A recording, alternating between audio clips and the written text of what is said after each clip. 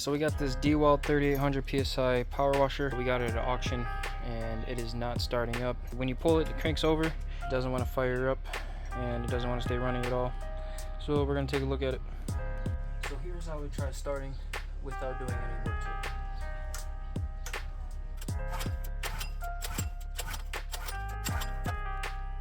So the first thing we're going to do is flick this off.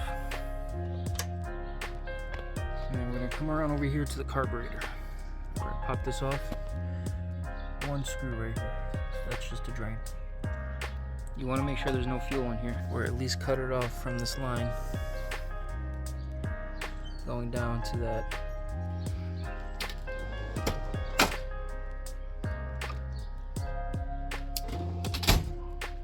Unpinch that and take this off and drain it. That's probably why it wasn't starting.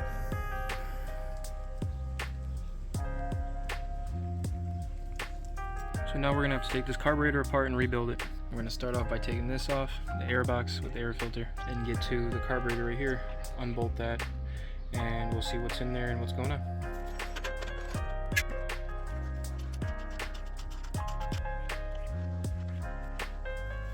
You know, we got these two 10mm bolts, and we got one 10mm holding it back down here.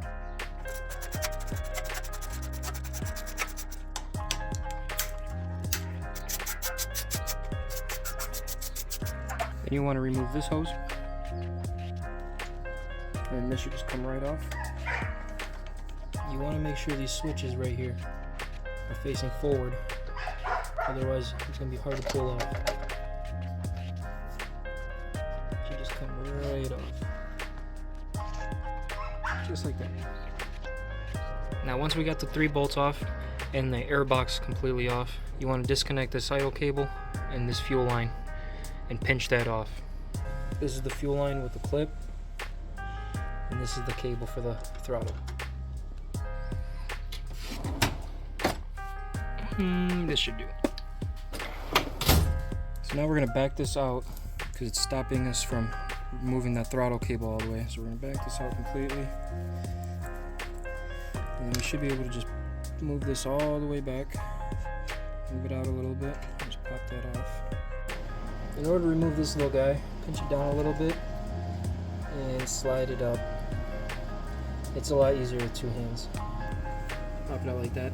It helps when you pull it and push it back a little bit while you're pinching it with your thumb and move this black thing back. It'll help you out a lot. We should take this gasket off. Be careful with this. We want to reuse this gasket. Now we can get this clip right here and move that off. Before you pull that, you want to pinch this line because fuel is going to go everywhere. Really, you can plug it. There's many ways to do this. I like to use channel lock pliers. In order not to break the line, I'm going to use a cloth. And we're not going too crazy tight with this because we have that cloth in there. Boom. That should work fine.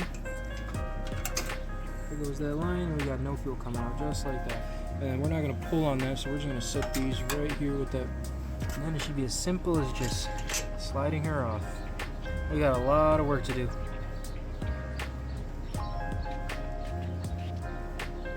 So we can drain this carburetor. There's 2 screws down here. This bottom screw all the way at the bottom will unscrew this whole cap piece from the carburetor where the float is. This side screw is just to drain the carburetor. So if you don't want to make too much of a mess, you can pretty much bring this carburetor over, crack this with a 10mm. All these are 10mm. Crack it open, and then as soon as you start cracking it open, it's going to start draining some fuel out of there. There's our fuel. And then we can crack this to get to our float.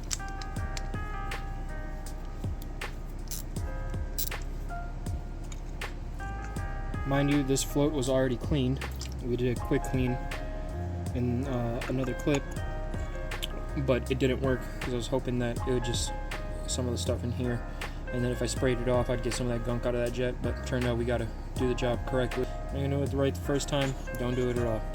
This thing is filthy. Look at that. I bet it doesn't get any better. Really dirty. So now once we take that off, we can take this pin right here, this dowel, and we can remove this float. So now we got to take out that little jet in there. I had to get a smaller screwdriver. It's going to be pretty tight in there. It's a flathead. Cracking it is a little tough, but once you get it, it should go pretty smooth. And then once you unscrew that, just bang it out of there. She'll fall out, and that's our jet. For these, a lot of cleaners will work. I usually use carb cleaner. Helps if you have one of these tubes to get some pressure in there.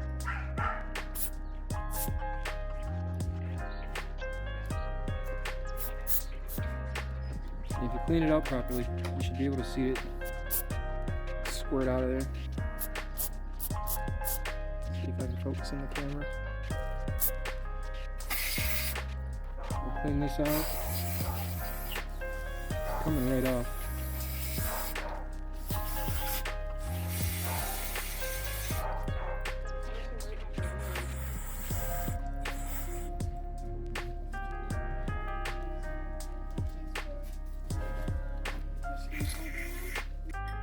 That choke flap, you guys want to open it up, close it, and clean it properly. Make sure you guys get all that crap off there. You want to get a brush. You want to clean that out, so we're going to have Caleb spray in there. There we go. We're going to scrape it all out with a brush. Caleb donated his painting brush to us, thank you. So now that we got everything cleaned up, looking nice, we can put the jet back, make sure that's clean, give it a test spray. We're going to pop it in there. Make sure you do not cross thread this. It is very important. So now we're going to assemble the float. Caleb's going to put it together, put the dowel through. Great job. Move it back just a little bit so we can hit that. There we go. And there it is. That's how that should look. We want to make sure we spray all this off and clean it off. So now we can assemble this back together. Take that cap, put it back, and that was sitting like this. Caleb, can I have a screw, please? These are very important. Don't lose that piece right there. It holds the cap on the carburetor. Okay, and then next screw, Caleb. It's alright.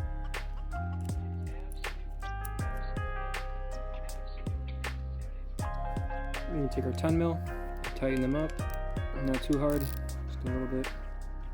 Okay, so now we're going to put the carburetor back on. Go ahead, Peyton. Don't push too hard, just lightly. It should slide right on there. There we go. So now we can take this little spring, guide that back on there. Screw that out. It should pop right in. Just like that, you just got to move the carburetor back a little bit in order to get that idle cable back in, or throttle cable. And that's how that snaps back on there. You want to back that back in, roughly to the same spot it was. We'll take our fuel line, put that back on. This is the part where I always spill some fuel.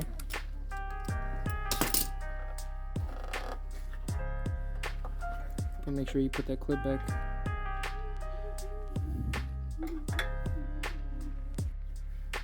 Make sure you put that gasket back on before you put the air box.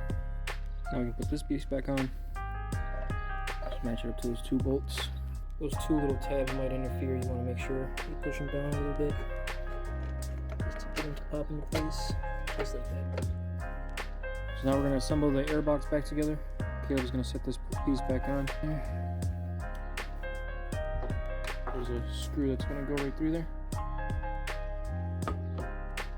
There you go. So we're going to put that wing nut on there. The wing nut goes up top, the other way, buddy. Want to make sure it goes like that. Yep. Lefty loosey, righty tighty. There we go. Yep. There you go. And another trick, buddy, that you can use is just flick it. There you go. And then tighten it down. Doesn't have to be too hard. Alright. That's fine. More time. There she goes. And let's cap it off. There you go.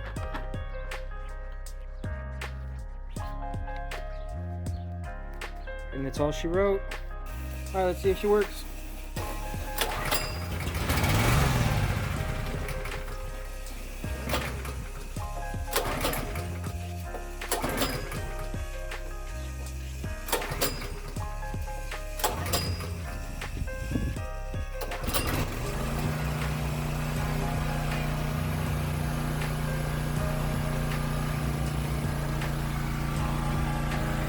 She works. That was our problem. And that's how she looks complete.